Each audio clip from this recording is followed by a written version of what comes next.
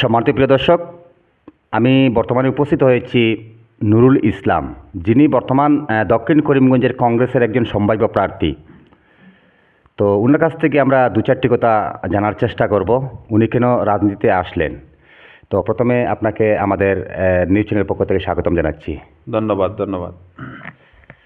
আচ্ছা, আপনি কি বলবেন?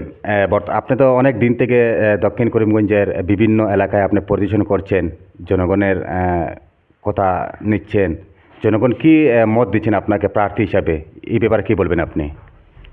না, দেখুন, জনগণই আমাকে যথেষ্ট সাড়া দিয়েছে। জনগণ বলতে আমাদের দক্ষিণ করিমগঞ্জে দুইটা ব্লক, একটা হইছে মালেগাল ব্লক, একটা হইছে লিলামবাজার ব্লক। দুইও ব্লকে আমাদের 27টা জিপি আছে। তে যে জিপিতেও গেছি, যুব সমাজ থেকে নিয়া, মুরব্বী সমাজ থেকে নিয়া, সবাই মানে যে জায়গাতেই গেছি আমাকে যথেষ্ট সাড়া দিয়েছে। আমার মনেও অত্যন্ত আনন্দ লাগছে যে দল যদি আমাকে মনোনয়ন দেয় তো ইনশাল্লাহ আমি জিতব, যদি দলে আমাকে বিবেচনা করে। আচ্ছা, আপনি কতটুকু আশাবাদী যে আপনি কংগ্রেস থেকে আপনি মনোনয়ন পাবেন, সে সম্বন্ধে কি বলবেন? না, আমি তো পুরাপুরিভাবে আশাবাদী যে দলে যদি আমাকে বিবেচনা করে তো আমি ইনশাল্লাহ প্রস্তুত, আমি ইলেকশন খেলব। আর যদি দলে আমাকে বিবেচনা না করে অন্য যাকে করবে আমি উনার সাথে থাকব। আর যদি আমাকে দলে মনোনয়ন দেয় তে আমি সবাইকে আহ্বান করব আমার সাথে থাকার জন্য। এটা আজকে আপনার চ্যানেলের মাধ্যমে বলছি, আগেও আমার মানে যে চ্যানেল আমাকে এই ধরনের প্রশ্ন করছে, আমি ওনাদেরকেও আমি বলছি যে যদি দলে আমাকে দেয় আমি প্রস্তুত, আর যদি আমাকে না দিয়ে অন্য কাউকে দেয় আমি ওনার সাথে থাকব। আচ্ছা, আমরা বিভিন্ন পত্রপত্রিকায় বা বিভিন্ন নিউজ চ্যানেলে আমরা দেখছি দক্ষিণ করিমগঞ্জে তো এক জাক প্রার্থী রয়েছেন কংগ্রেসের, অনেকেই বলছেন 100% নিশ্চিত যে আমরা প্রার্থী হচ্ছি। তো সে সম্বন্ধে আপনি কি বলবেন? দেখুন, এটা তো আজকের দিনে কংগ্রেসের বহুত খুশির একটা কথা যে আমরা দক্ষিণ করিমগঞ্জ থাকিয়া আমরা প্রায় 11 জনে আমরা মনোনয়ন জমা দিয়েছি। তে এর মধ্য থেকে একজনে টিকিট পাবে। কিন্তু কথাটা হচ্ছে যে দলে যখন একজনকে দিবে, চাই আমাকে দেখ চাই অন্য কাউকে দেখ, আমরা যাকে দিবে যদি আমার ফেভারে আয় ইনশাল্লাহ আমি প্রস্তুত। আর আমার ফেভারে যদি না আয়, অন্যর ফেভারে যায়, তা আমি ওনার সঙ্গে থাকবো। আর 100% যেটা, এটা হইল কি ওটা হইল কি বাস্তবাজি কথা। আজকের দিনে যে 100% বলবে যে আমি 100%, এখনও আমাদের মণ্ডল থেকে নিয়ে, আমাদের ডিস্ট্রিক্ট থেকে নিয়ে, সমষ্টি থেকে নিয়ে যে আমাদের যেটা সার্ভে রিপোর্ট এখনও যাচ্ছে, আর যে প্রার্থী বলছে যে আমি 100%, এটা হচ্ছে একটা বাস্তবাজি কথা। মানে এটা বোঝা গেছে যে কইব এখন 100%, এ মনে করো নিশ্চিত, এ হইল গিয়ে আমার মনে হয় 0%।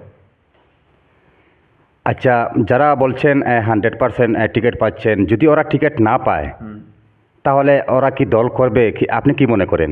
না, এটা দেখুন, এটা নিশ্চিত যে যদি এই ঠিক আছে যে টিকিট পাইব, এত ঠিক আছে।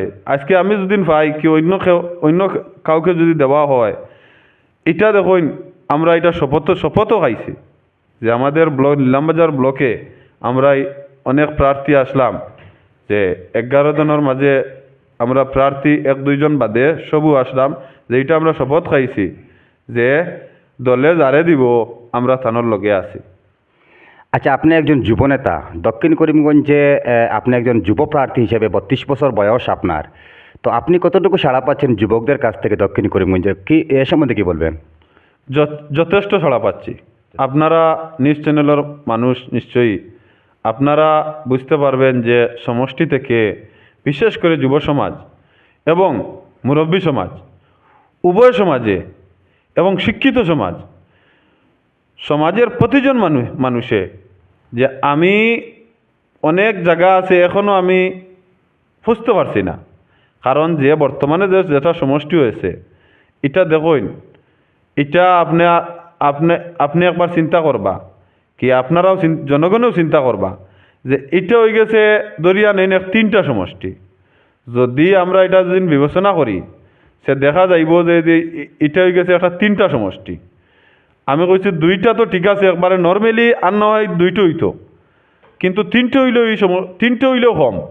3টে হইলেও আমরা যে কমই বেশি যে বুট যে 3 লাখ আছে, যে 3টা সমষ্টি হইলেও কম। কিন্তু এটা আমি মানে ঘুরিয়ে আমি দেখছি যে এটা আমাদের 3টা সমষ্টি হইলে ভালো হইতো।